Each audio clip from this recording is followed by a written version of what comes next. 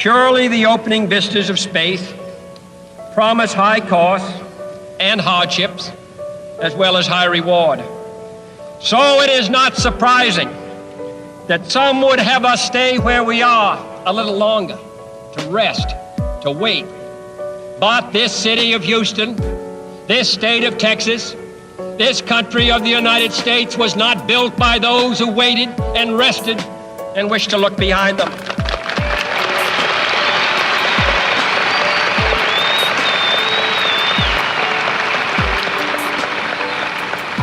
This country was conquered by those who move forward, and so will space. Why, some say, the moon? Why choose this as our goal? And they may well ask, why climb the highest mountain? Why, 35 years ago, fly the Atlantic? Why does Rice play Texas?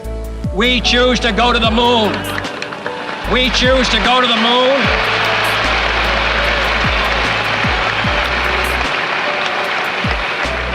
We choose to go to the moon in this decade and do the other things, not because they are easy, but because they are hard. Because that goal will serve to organize and measure the best of our energies and skills. Because that challenge is one that we're willing to accept, one we are unwilling to postpone, and one we intend to win, and the others too. To those nations who would make themselves our adversary, we offer not a pledge, but a request that both sides begin anew the quest for peace. Before the dark powers of destruction, unleashed by science, engulf all humanity in planned or accidental self-destruction. We dare not tempt them with weakness, for only when our arms are sufficient beyond doubt can we be certain beyond doubt that they will never be employed. But neither can two great and powerful groups of nations take comfort from our present course, both sides overburdened by the cost of modern weapons, both rightly alarmed by the steady spread of the deadly atom, yet both racing to alter that uncertain balance of terror that stays the hand of mankind's final war. So let us begin anew, remembering on both sides that civility is not a sign of weakness, and sincerity is always subject to proof. Let us never negotiate out of fear, but let us never fear to negotiate.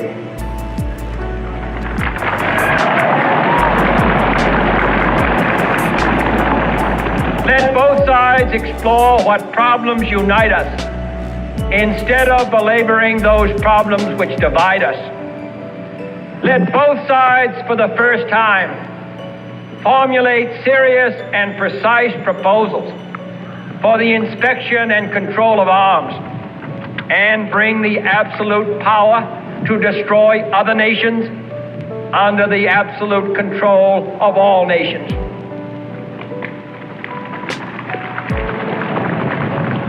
Let both sides seek to invoke the wonders of science instead of its terrors.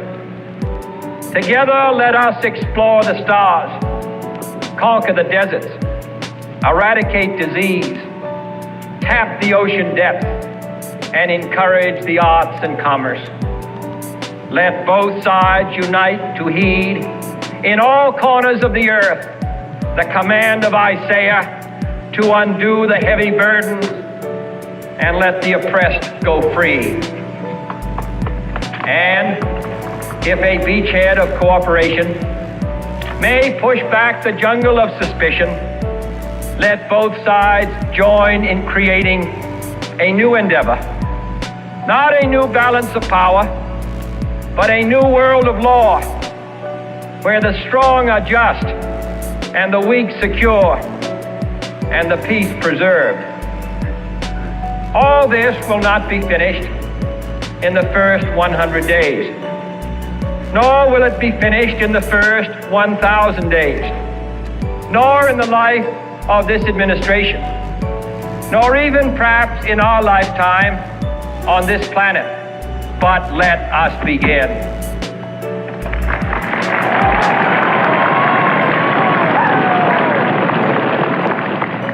In your hands, my fellow citizens, more than mine, will rest the final success or failure of our course.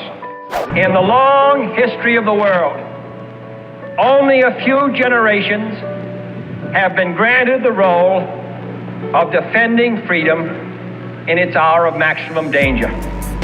I do not shrink from this responsibility. I welcome it.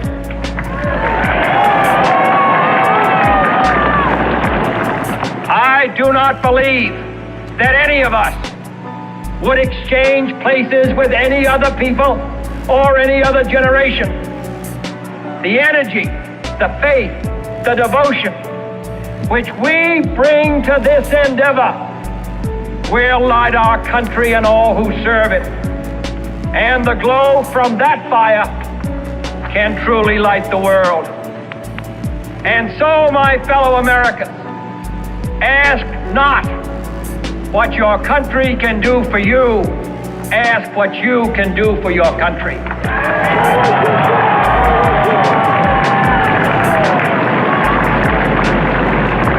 My fellow citizens of the world, ask not what America will do for you, but what together we can do for the freedom of man.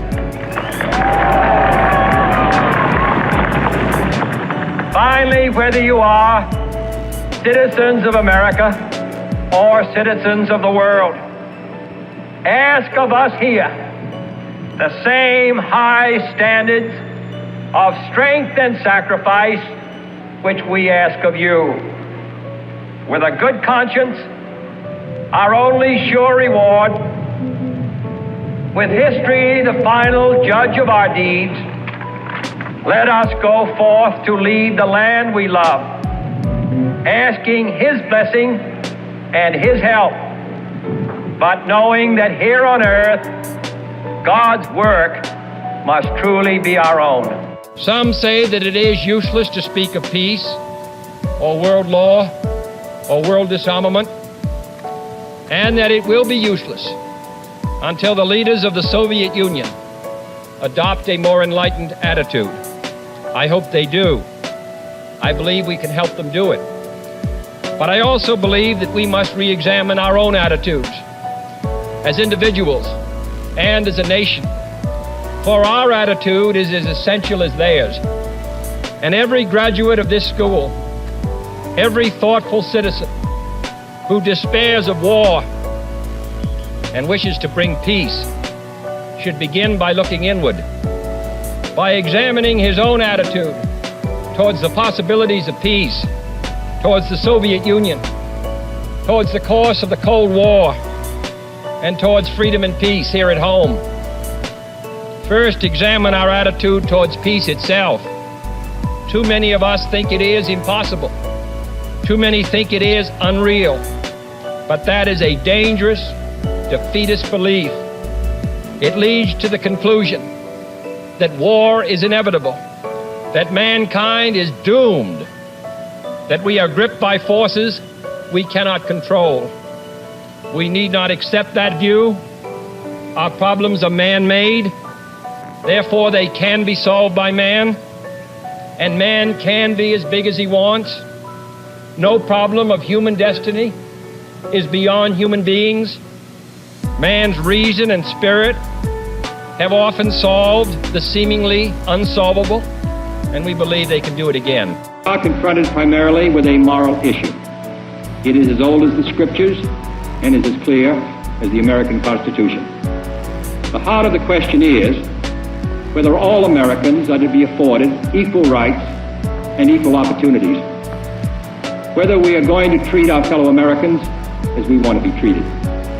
If an American, because his skin is dark, cannot eat lunch in a restaurant open to the public, if he cannot send his children to the best public school available, if he cannot vote for the public officials who represent him, if, in short, he cannot enjoy the full and free life which all of us want, then who among us would be content to have the color of his skin changed and stand in his place? Who among us would then be content with the counsels of patience and delay? 100 years of delay have passed since President Lincoln freed the slaves, yet their heirs, their grandsons, are not fully free. They are not yet freed from the bonds of injustice. They are not yet freed from social and economic oppression. And this nation, for all its hopes and all its boasts, will not be fully free until all its citizens are free. We observe today not a victory of party, but a celebration of freedom, symbolizing an end as well as a beginning, signifying renewal as well as change. For I have sworn before you and Almighty God the same solemn oath our forebears prescribed nearly a century and 3/4 ago. The world is very different now, for man holds in his mortal hands the power to abolish all forms of human poverty and all forms of human life. And yet the same revolutionary beliefs for which our forebears fought are still at issue around the globe. The belief that the rights of man come not from the generosity of the state, but from the hand of God. We dare not forget today that we are the heirs of that first revolution. Let the word go forth from this time and place to friend and foe alike that the torch has been passed to a new generation of Americans born in this century, tempered by war, disciplined by a hard and bitter peace, proud of our ancient heritage, and unwilling to witness or permit the slow undoing of those human rights to which this nation has always been committed and to which we are committed today at home and around the world.